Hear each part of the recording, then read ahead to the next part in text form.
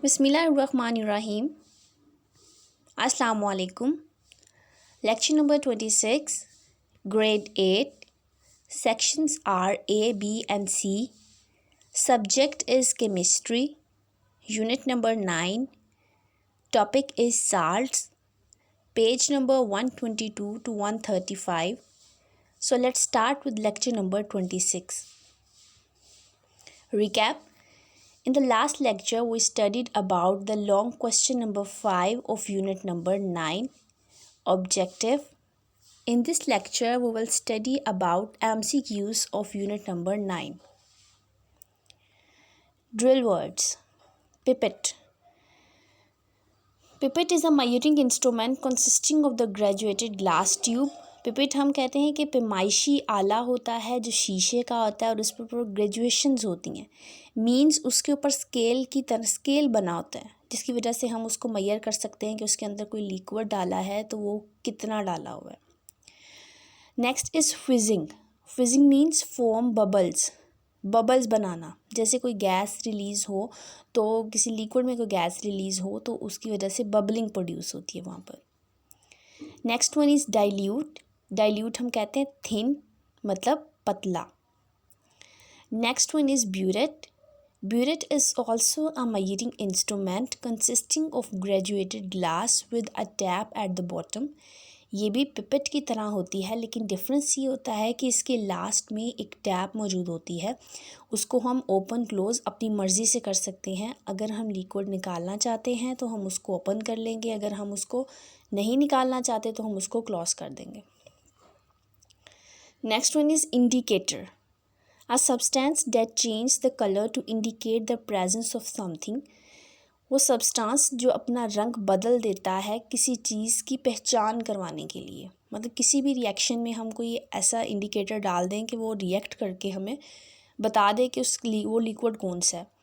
For example हम simple सी example लें तो हम अगर एसिड के अंदर मिथाइल ऑरेंज या फिर फिनाफ्थलीन डाल दें, ये दोनों इंडिकेटर्स के नेम हैं जो मैंने बोले हैं, मिथाइल ऑरेंज एंड फिनाफ्थलीन, तो ये उसके साथ मिलके अपना कलर चेंज कर लेते हैं तो जिसकी वजह से पता चलता है कि वहाँ पर एसिड मौजूद है. Last one is conical flask.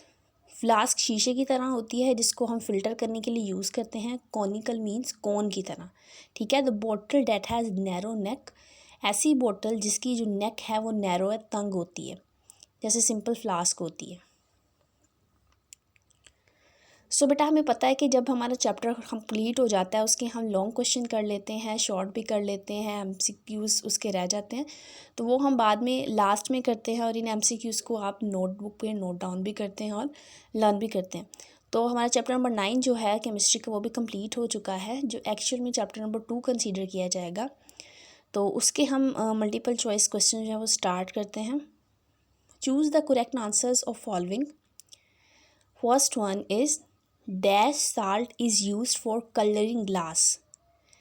कौन सा ग्लास जो है वो कौन सा साल्ट जो है ग्लास को कलर देने के लिए इस्तेमाल होता है. तो बेटा इसके बारे में आप लोगों ने पूरा लॉन्ग क्वेश्चन भी किया हुआ है तो अब आपको पता होना चाहिए कि कौन सा साल्ट जो है वो ग्लास को कलर देने के लिए यूज़ होता है. आपको 4 ऑप्शन दिए गए हैं. फर्स्ट इज़ NaCl जिसे हम कहते हैं sodium chloride.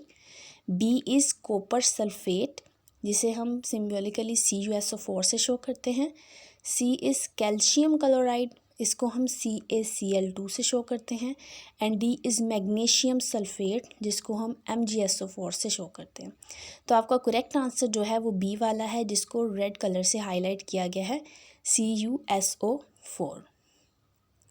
Second is dash salt is use to cheese making. कौन सा साल्ट जो है वो चीज़ बनाने के लिए इस्तेमाल होता है.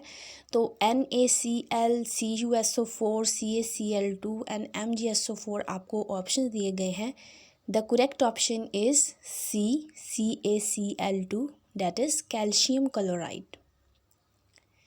Third one is mostly salts are dash. Salts किस फॉर्म में होते हैं. आप इन साल्ट से हटकर कॉमन साल्ट जो खाने का साल्ट है उसकी एग्जांपल ले लें. क्या आपको वो लिक्विड फॉर्म में मिलता है? नहीं. क्या आपको वो गैस फॉर्म में मिलता है? ऐसा भी नहीं है. तो फिर आपको किस फॉर्म में मिलता है? वो सॉलिड फॉर्म में। तो मोस्टली साल्ट फिर किस फॉर्म में होते हैं? Solid. Number 4, which of the following metal do not react with concentrated acid? इसमें से कौन सी मेटल है अगर उसको हम कंसनट्रेटेड एसिड में भी डाल दें तो वो रिएक्शन शो नहीं करती? फर्स्ट वन इज़ कॉपर, ये तो रिएक्ट करती है। सी ऑप्शन पे है जिंक, ये भी रिएक्ट करती है। डी पे क्या है? लेड, ये भी रिएक्ट करती है। बी ऑप्शन है गोल्ड, ये रिएक्ट नहीं करती। अब देखें गोल्ड को कभी जंग लगा है? ऐसा कभी भी नहीं हुआ।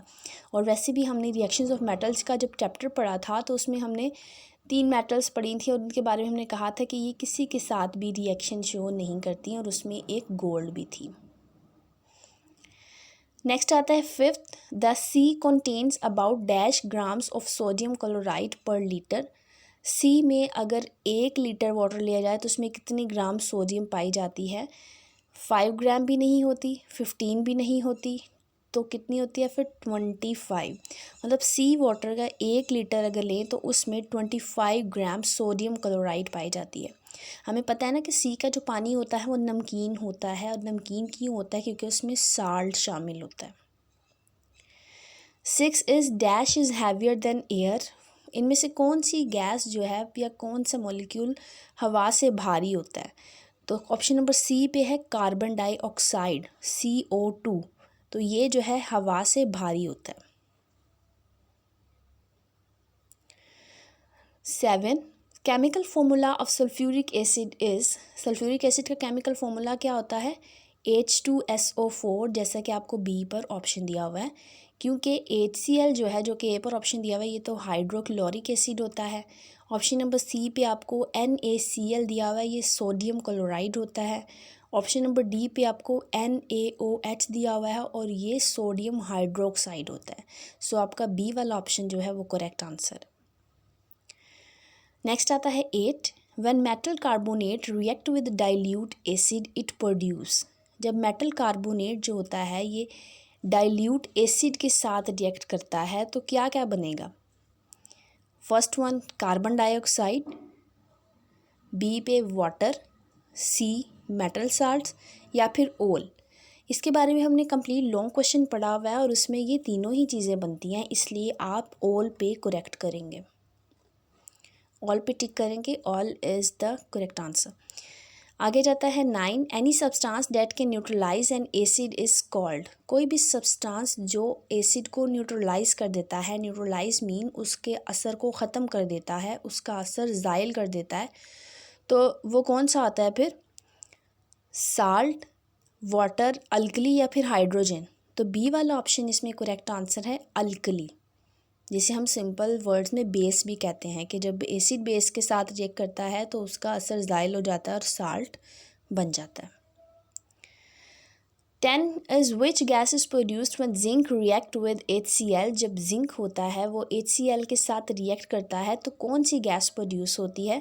ये भी हमने लॉन्ग क्वेश्चन के तौर पर पढ़ा है, तो उसमें हाइड्रोजन गैस रिलीज़ होती है जो आपको ऑप्शन नंबर ए में दिया हुआ है। ऑप्शन नंबर बी में आपको क्लोरीन, और ऑप्शन नंबर सी पे कार्बन डाइऑक्साइड, और ऑप्शन नंबर डी पे आपको नन ऑफ दीज दिया हुआ है, ये इंक्लूड नहीं है। तो करेक्ट आंसर क्या है? Option number A. 11 पे आता है the most common metal on the earth is. सबसे कॉमन मेटल जो सबसे ज़्यादा अर्थ पे पाई जाती है वो कौन सी है? तो ऑप्शन नंबर ए हम टिक करेंगे, NaCl। इसका अंदाज़ा आप इस तरह से लगा सकते हैं कि जो साल्ट होता है हमें बड़ा सस्ता मिलता है, महंगा नहीं होता, ऐसी है ना। NaCl तो ये बहुत अमाउंट में पाया जाता है, इसकी अमाउंट कम होने का ख़तरा नहीं होता, इसलिए ये जो है सबसे ज़्यादा पाया जाता है। ऑप्शन नंबर 12 पे आता है which of the following is the colour of hydrogen gas. नीचे आपको कलर्स दिए हुए हैं, इनमें से कौन सा कलर हाइड्रोजन गैस का है? रेड, पिंक, पर्पल या फिर नन ऑफ दीज। तो इसमें हम नन ऑफ दीज पे टिक करेंगे क्योंकि हमें पता है कि जो हाइड्रोजन गैस होती है ये कलरलेस गैस होती है, और हमने कहा था कि इसकी पहचान के लिए हम एक टेस्ट करते हैं कि हम कोई जली हुई चीज़ इसकी टेस्ट ट्यूब के पास लेके आते हैं जिसमें ये प्रेजेंट होती है, तो एक स्टिकी पॉप प्रोड्यूस होता है, मतलब पटाख की आवाज़ आती है जिसकी वजह से हमें इसकी प्रेजेंस का पता चलता है। सो इसका कोई कलर नहीं होता। नेक्स्ट आता है option number 13, what does scientist call a soluble base. Soluble base मतलब हलशुदा बेस जो होती है, जो किसी चीज़ में हल हो जाती है, साइंटिस्ट उसको क्या कहते हैं?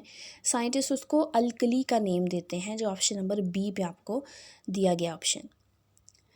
नेक्स्ट आता है 14, the dash gas bubbles make the cake rice. Cake जो बनाते हैं हम, उसके अंदर बेकिंग पाउडर यूज़ होता है और वो वहाँ पर रिएक्शन हो रहा होता है एक्चुअली।